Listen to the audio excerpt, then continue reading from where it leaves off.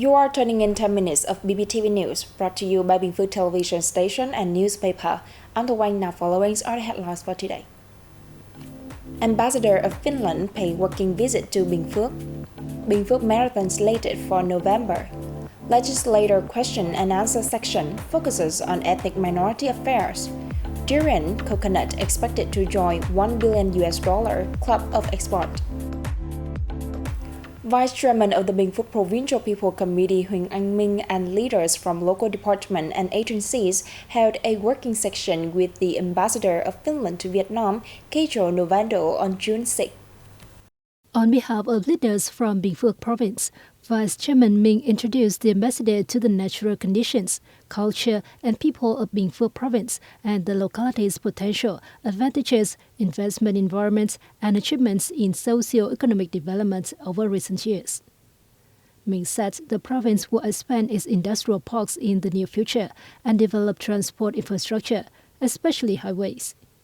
He expressed a wish that the ambassador would pay attention to linking Finnish businesses with Binh Phuoc and supporting investment promotion activity in fields the province has prioritized for investment. Ambassador Novanto said this was his first visit to Binh Phuoc, and he was very impressed with the culture traditions, people, potential, advantages, and developments of the province over the years. He pledged to become a bridge linking Finnish businesses with investment opportunities in Binh Phuoc. The first Binh Phuoc Marathon 2023 is expected to take place in Phước Long Town on November 26, aimed at creating an opportunity to promote the potential and strengths of Binh Phuoc Province and at the same time boost sport training and develop local athletic talent. This will be the province's largest ever marathon, and is expected to attract 2,000 to 3,000 runners.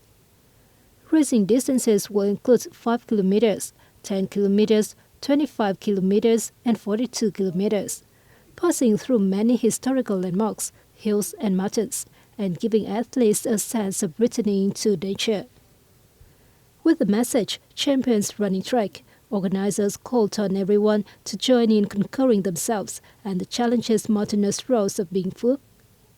The marathon is also expected to inspire the younger generation to take part in sporting activities and establish a healthy lifestyle.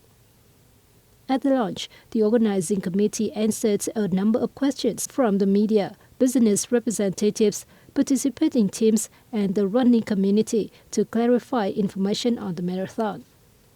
The brand ambassadors of the marathon are Miss Grand Vietnam 2022 Đoàn Thiên Ân and athlete Hoàng Nguyên Thành, the king of Vietnam Marathon.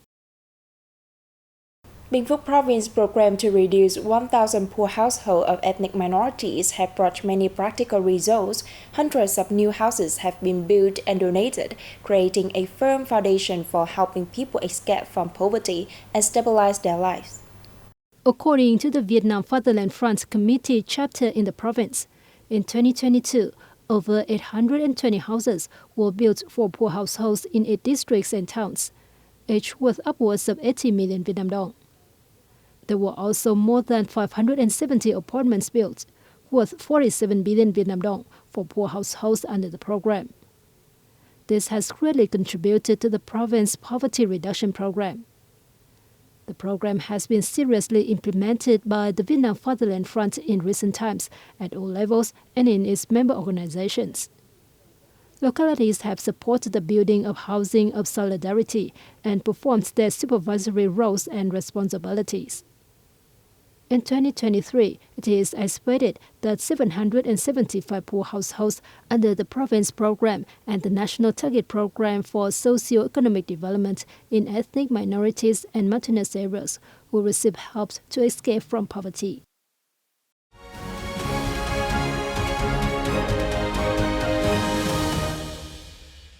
Now moving on to the top stories around the country. The 15th National Assembly continued its 5th plenum with question and answer section on June 6. More detail in the following report. Lawmakers focused the question and answer session on ethnic minority affairs on June 6, with key points including the responsibility of the Committee for Ethnic Minority Affairs and its coordination with relevant ministries and agencies to boost socio-economic development in ethnic minority inhabited and mountainous areas.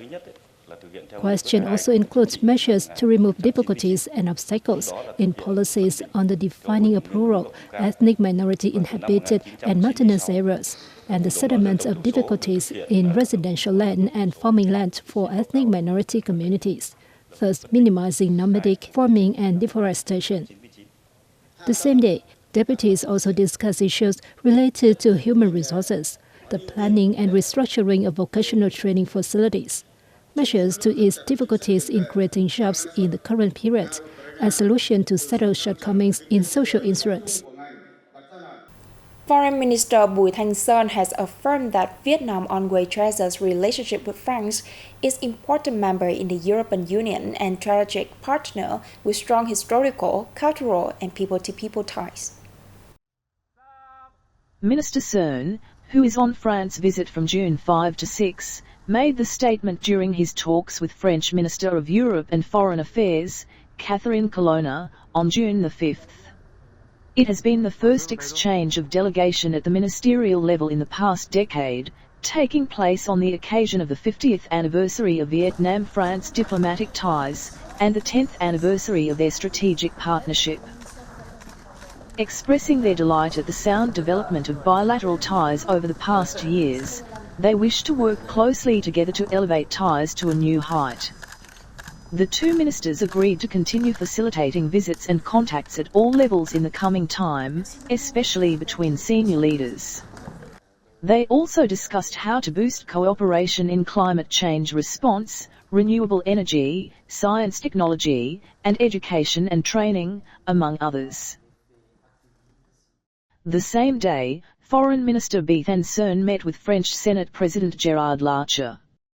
He also had a working session with Vice President of the Senate Pierre Laurent, who is former Secretary of the French Communist Party.